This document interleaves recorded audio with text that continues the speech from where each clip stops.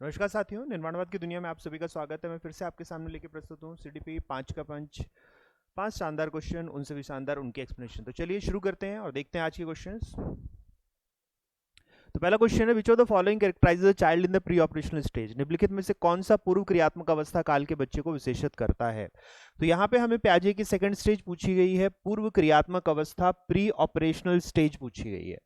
अब अगर हम प्री ऑपरेशनल स्टेज के हिसाब से देखें तो हमें क्या क्या चीज देखने को मिलती है। यहाँ पे अगर हम गोल डायरेक्टेड बिहेवियर की बात करें, लक्ष्य निर्देशित व्यवहार की बात करें, तो ये फर्स्ट स्टेज यानी ये सेंसरी मोटर की है।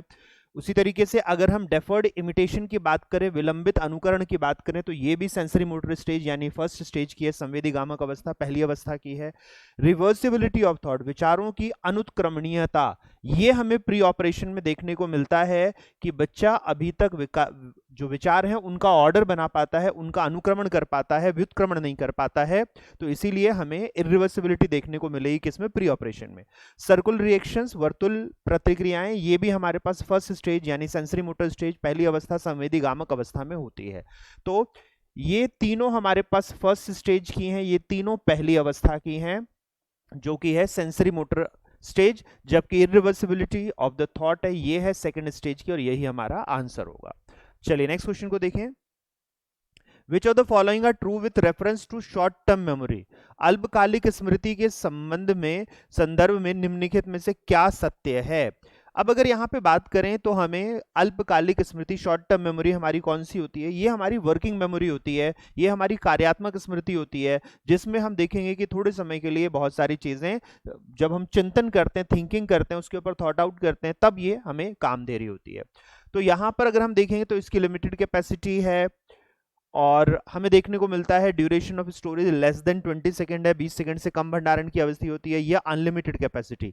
तो यहां पर असीमित क्षमता नहीं देखने को मिलती, लिमिटेड कैपेसिटी हमें देखने को मिलती है। ब्रीफ स्टोरेज, सीमित क्षमता, संक्षिप्त भंडारण हमें देखने को मिलता है, और ड्यूरेशन ऑफ 20 सेकंड का हमें देखने को मिलता है। तो यहाँ पे हमें 1, 2 और 4 देखने को मिल रहा है, जो हम इसमें देखें लगभग 20 सेकंड के आसपास का हम इसमें एवरेज मानते हैं।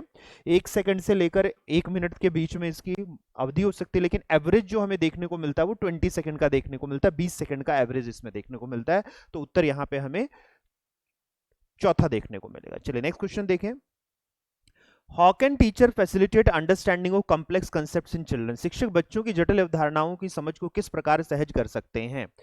तो यहां पर हमें जटिल अवधारणाओं को सहज करना है, facilitating the understanding of complex concepts. तो यहाँ यानी निर्माणवादी प्रक्रम की बात की जा रही है, हमारे पास कंस्ट्रक्टिविस्ट हमारे पास प्रोसेस की बात की जा रही है। रेपिटेटिव मैकेनिकल ड्रिल, बार बार यांत्रिक अभ्यास के द्वारा ऐसा नहीं होता है। Opportunities of exploration and discussion, अन्वेषण और परिचर्चा, ये हमें एक निर्माणवादी प्रक्रम देखने को मिलता है, तो ये ठीक है।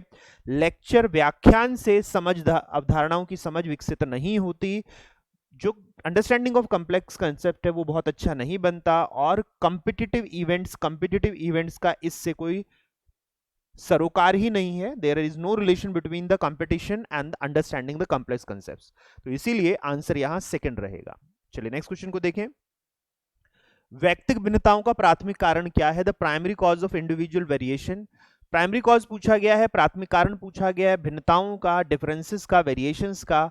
तो पर्यावरणीय प्रभाव ये होते हैं हमारे पास। Complex interplay between the heredity environment, अनुवांशिकता और पर्यावरण के बीच की जटिल पारस्परिक क्रिया। जेनेटिक कोड, क्या अनुवांशिक संकेत होंगे, या फिर इनबॉर्न कैरेक्टरिस्टिक, जन्मजात विशेषताएं।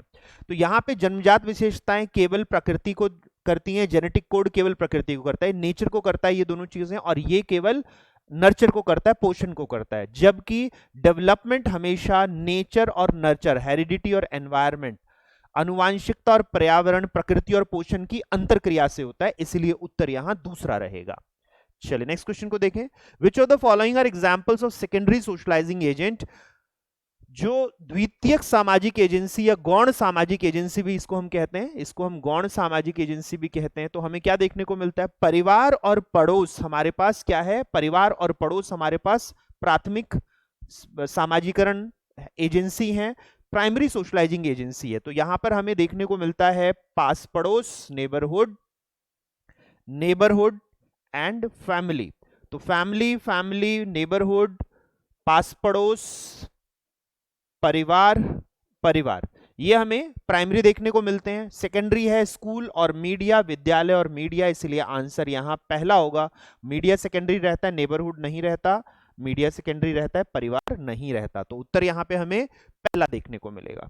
साथियों, ये थे आज के 5 प्रश्न। उम्मीद करता हूं कि पांचों के पांचों क्वेश्चन के कंसेप्ट्स आपको बहुत अच्छे से समझ में आए होंगे। इसमें आपने बहुत सारी नई अवधारणाएं सीखी होंगी और बहुत सारी पुरानी अवधारणाओं को आपने रिवाइजन किया होगा। इस तरीके से और क्वेश्चंस लेके मैं आपके सामने प्रस्तुत होता रहूंगा। अगर अभी तक आपने वीडियो को लाइक नहीं किया है तो लाइक करें, और शेयर नहीं किया है तो इसको अधिक से अधिक शेयर करें। जितने साथी इस वीडियो को देख रहे हैं, आप सभी का धन्यवाद। अगले वीडियो में फिर मुलाकात होती है, फिर मिलते हैं साथियों। नमस्कार।